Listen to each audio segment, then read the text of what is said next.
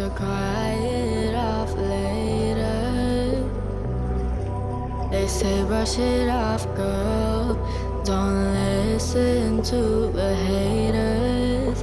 But what if I don't like myself either?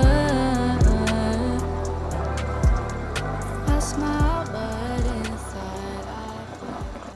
Hey, hi, hello, welcome back to my channel. My name is Shannon and this is the start of a new vlog. This is going to be my TBR Tarot / Spoopathon vlog. I think that this is going to be my Spoopathon Part One, but I'm going to just say both because I don't know what it's going to be yet. We shall see what I end up reading. But I have been reading True Crime Story by Joseph Knox. This is the first book on my Tarot TBR and the first book on my Spoopathon map trail thing. The prompt is gifted to you. This was gifted to me by the lovely Sephi over at Whatever Reads.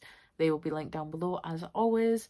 And yes, I am so excited. I'm on page 235 of this, and so far in this story we have opened up on Zoe Nolan. Zoe Nolan is a young girl who went missing, and Evelyn is a writer who takes a closer look at Zoe Nolan's case. Why she went missing, why no answers were found. She takes this mystery on and starts writing a book, which means she gets in touch with all of Zoe's friends and college roommates and ex-boyfriends, and also Kimberly Nolan, her twin sister. Things start coming out in the interviews, like, for instance, like, a lot of people have different views of the same timeline, which is so interesting because it's like looking at the same scene through 5 different sets of eyes. It's great. So we have Blue Way, who is Zoe's friend, that I feel like she kind of just latched onto her and never let go. We have Kimberly, which is Zoe's twin sister. Andrew Flowers, who, if you look up white male privilege in the dictionary, his face will be there with a big red flag on, because he is the epitome of a dick and I don't like him.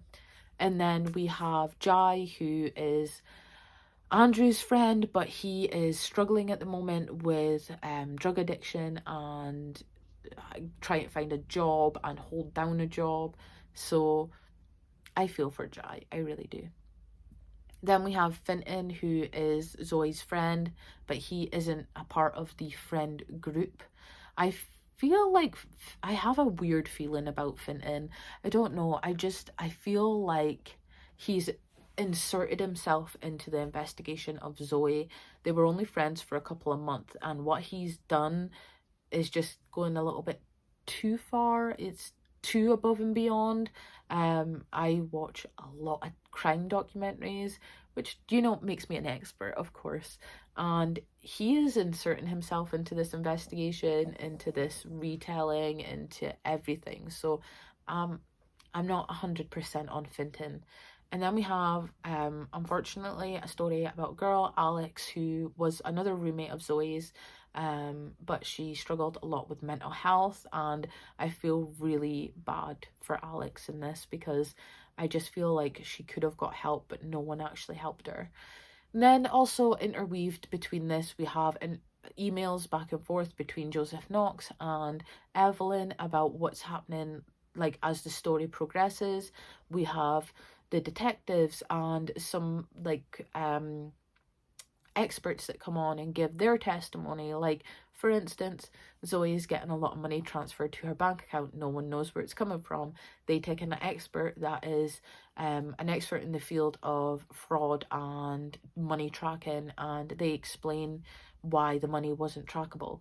It is very interesting. I feel like it's heading in a certain way and I'm here for it. I'm really enjoying it.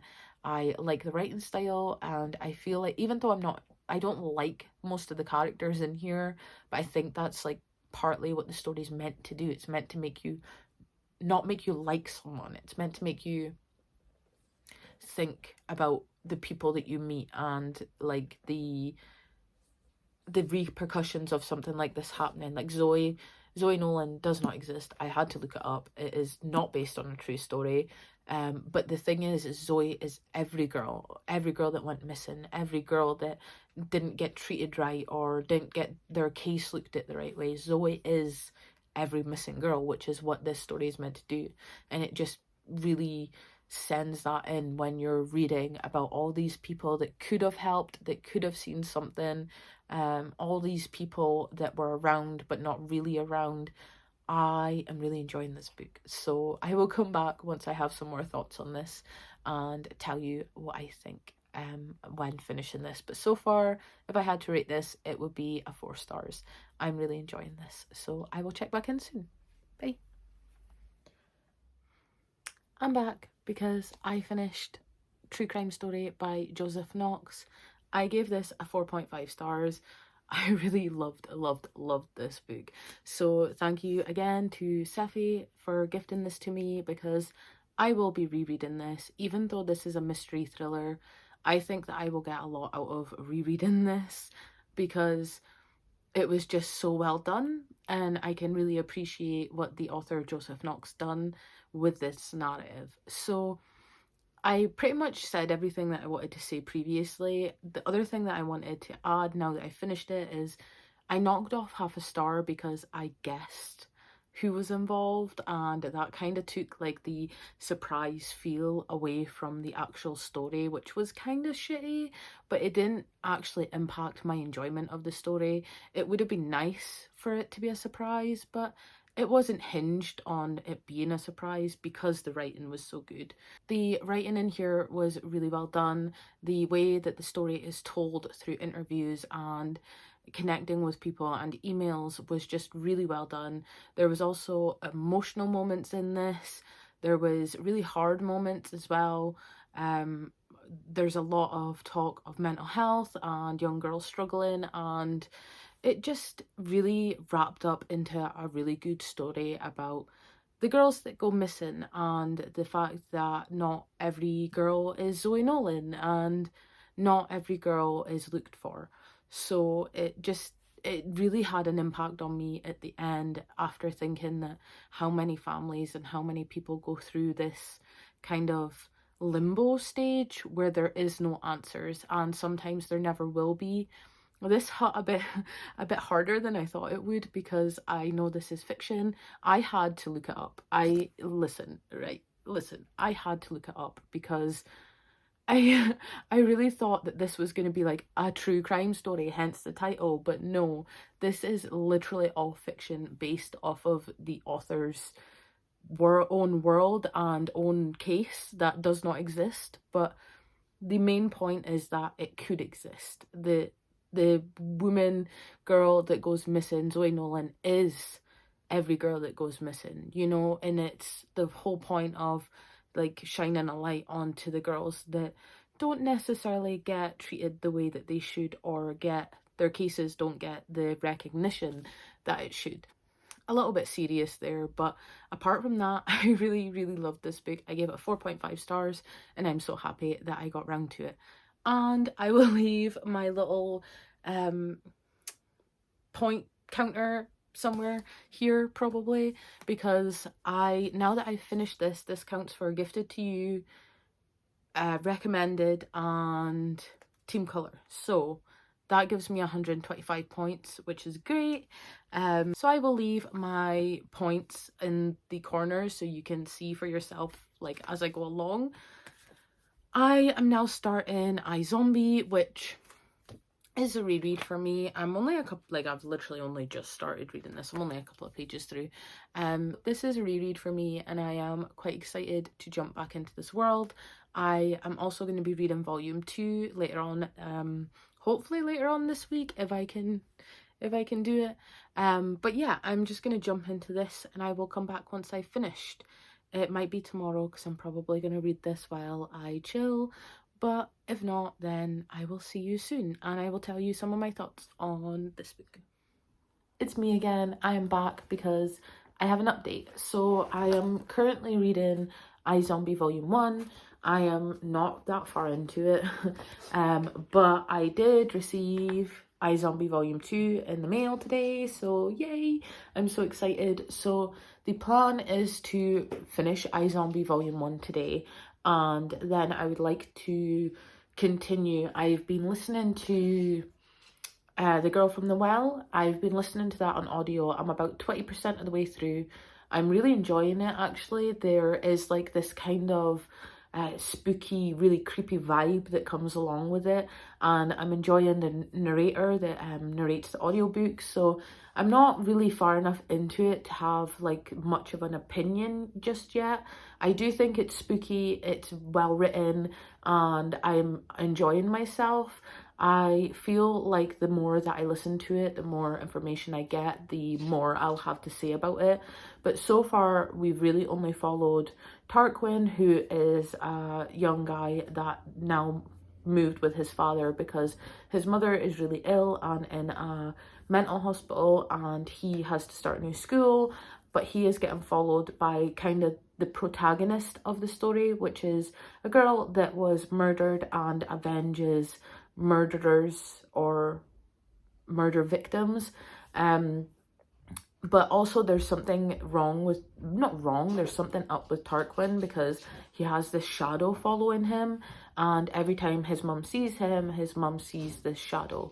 So I don't know what's going on with that yet because I'm not far enough in to really know, but I am really enjoying it. So I will check back in once I have more information about that. But the reason that I turned the camera on is because I read There's Someone in Your House by Stephanie Perkins when it first came out, and I've just realised that it's now a film on Netflix, and I had no idea. I had no idea that it was even being made into a film, like none. So when I went onto Netflix and seen that it had been made a film, I got so excited, and now I'm gonna go sit and watch the film because I need to. So this is my setup. I'm quite happy with it. Also, this is an 18 and the book was a young adult, so I'm going to be interested to see what the differences are. So I'm pretty excited for this film. Yay! This guy does not look like he can be in high school. Look at that. He's like a full-grown ass man. What? What? Wow, this is really poor lighting. Should I move and make this better lighting? I don't know. I'm gonna try it. This is better lighting. So I just finished watching There's Someone Inside Your House, and I really liked it. It was really good. I'm glad they made it an 18. The twist still surprised me even though I read the book, but now I want to go back and reread the book because I feel like in the film there was so much rep, like, and I don't think that was in the book. I think they changed it for the book, and I'm kind of wanting to go back now and see if I'm just remembering it wrong. Also, I was under the impression that the killer was someone else. So I don't know if they changed it for the film, but now I have this like big deep desire to just go reread There's Someone Inside Your House so I can see the difference between the movie and the book. But maybe later, maybe that's something that I'll do this month. I will reread the book and compare it to the movie. But as of this moment, I really enjoyed the film. I'm glad that I watched it, and I highly recommend it.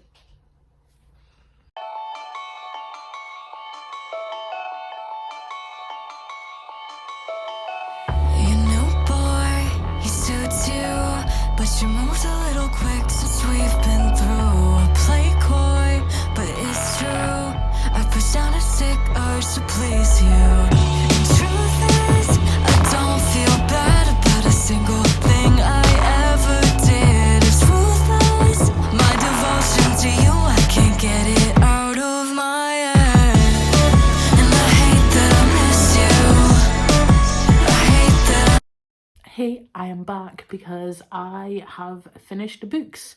Surprisingly, I finished something that I picked up and read. Yes. Oh, This lighting isn't great, but I'm going with it because it is the most natural lighting I can find in this house, so it's gonna have to do. So I am back because I finished The Girl from the Well. Well, also, maybe I should start.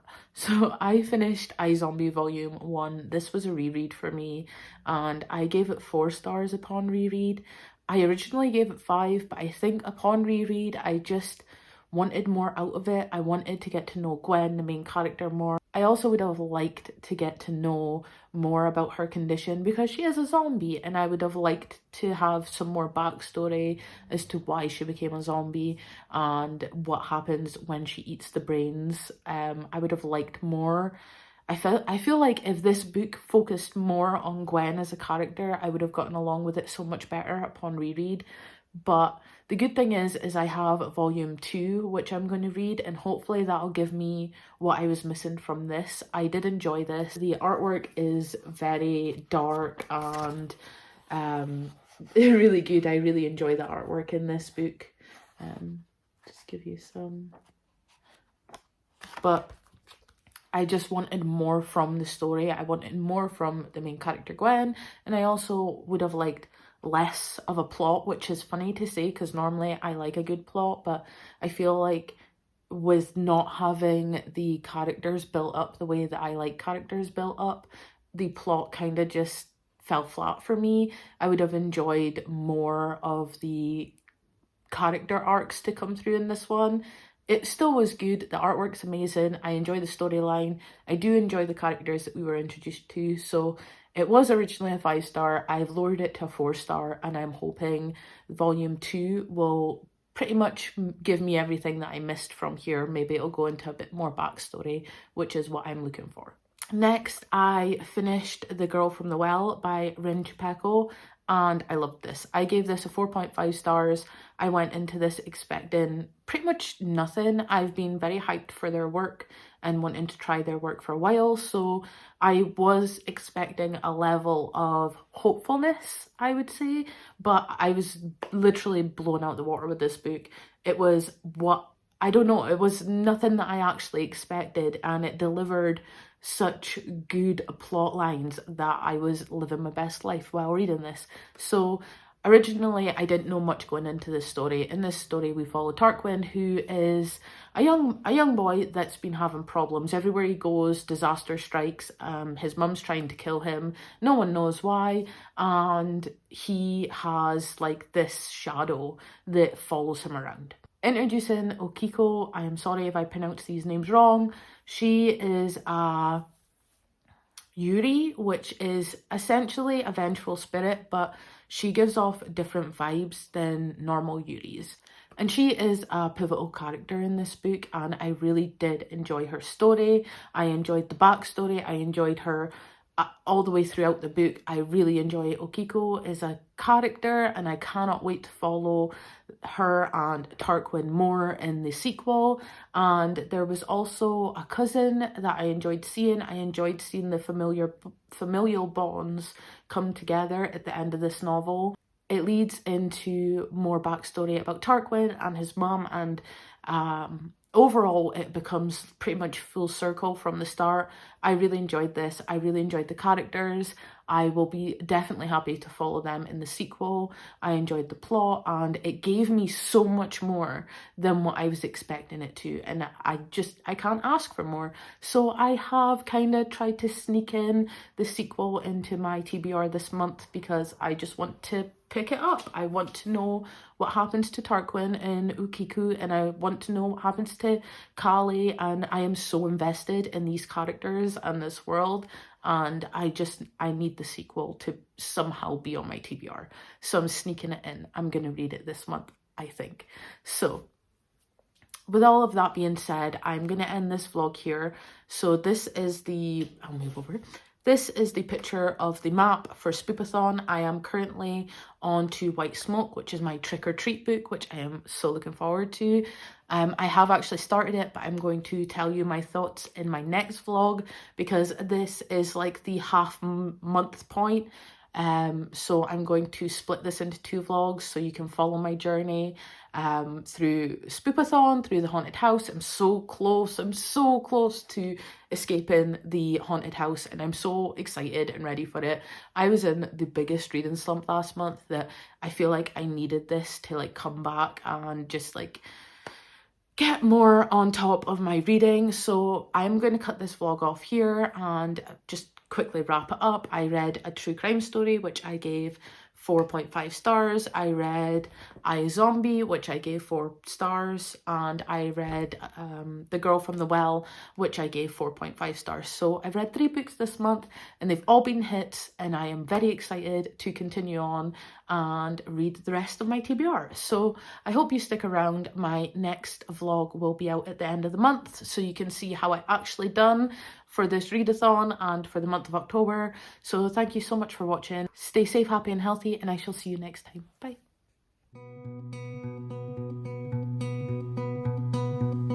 Pack up my summer in a Ziploc bag.